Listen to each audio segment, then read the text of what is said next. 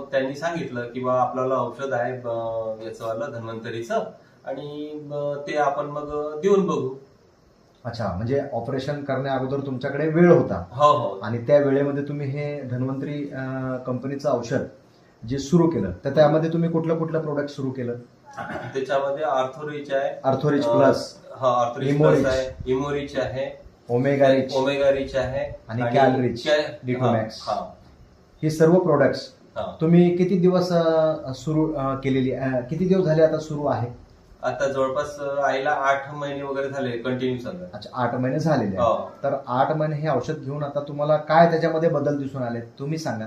काय तुम्हाला कसं मला वाटतं? पुष्कळ फरक आहे. मला जिना चढता येते, उतरता येते, बसता येते.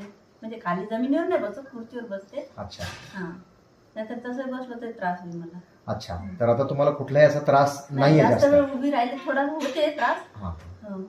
पण- तेवढा नाही, पण पुष्कळ आराम आहे. उसुजन वगैरे उतरली हा. आणि भरपूरसा त्रास कमी झाला. आता कमी म्हणजे झाला. नॉर्मल चालता येऊन चालता राहिलं, येते. न ऑपरेशन करता आणि म्हणजे आता पायऱ्या पण चढता येऊन राहिल्या. तर आता तुम्ही ऑपरेशन टाळलेलं आहे.